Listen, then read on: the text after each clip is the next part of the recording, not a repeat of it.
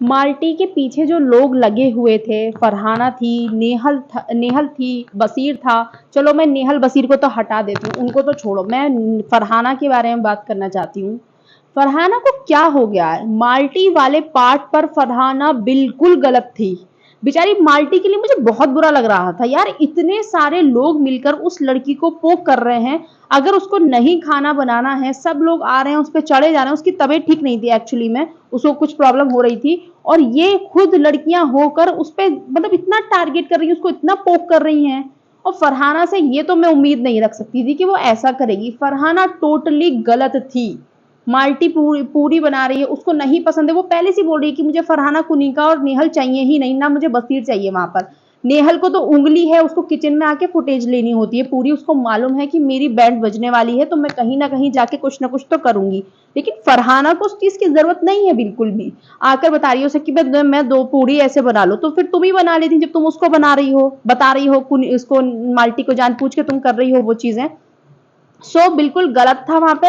और उसके बाद माल्टी अंदर जाती है, नीलम उसको बुलाने जाती है, तुम क्यों उसके पीछे पीछे जा रही हो जबरदस्ती उसको पोक करने के लिए? तुम कमरे में पहुंच गई उसके पास, वहां पे जाके उसको तंग कर रही हो। तू कौन है? तेरा किचन नहीं है?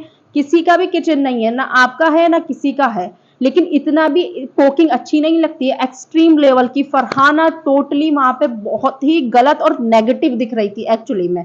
और फिर बेचारी वो बाहर आती है, फिर वो छोड़कर आती है बनाने के लिए, उसे नीलम लेकर आई, फिर पहुंच जाती है नेहल की मैं बताऊंगी। बस उससे इन लोगों को बहस जो है, क्योंकि वो नेहल को तो एक्सपोज कर चुकी है बुरी तरीके से, ठीक है।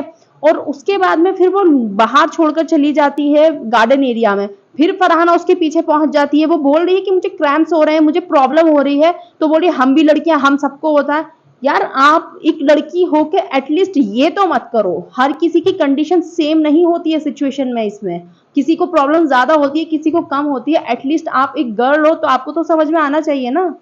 तुम जबरदस्ती उसके पीछे लग गई, और मैं कह रही हूँ उसकी तबीयत भी ठीक नहीं है तो भी नहीं पीछे लग सकते इतना। बार बार वो जहां जा रही है उसके पीछे पीछे पीछे पीछे।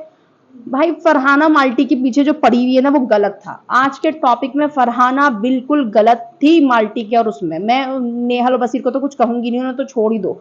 लेकिन ये बहुत गलत थी भाई। तुम एक स्ट्रॉन्ग प्लेयर हो, जब स्ट्रॉन्ग प्लेयर इतनी चीप हरकतें करता है ना, तो वो बहुत गंदी लगती है। अभी जो रेस में ही नहीं है, विनिंग रेस में, उनकी क्या ही बात करनी। हाँ, लेकिन ये बहुत गलत है। नेहल तो चलो निकल जाएगी, लेकिन तुम्हारा गेम तो अभी पूरा पड़ा है, तुमको तो अभी 5-6 हफ्ते, जितने भी 7 हफ्ते गेम में तुम्हें रहना है उसमें। तो फरहाना इस टॉपिक पे बिल्कुल गलत थी। नीलम और फरहाना वाले टॉपिक पे फरहाना बिल्कुल सही थी। वो रोती नहीं है, उसको भी बहुत गंदी गंदी चीजें बोली जाती हैं, बट ये है फरहाना रोती नहीं है। मैं फिर से कहूंगी माल्टी वाले टॉपिक में फरहाना बिल्कुल गलत थी।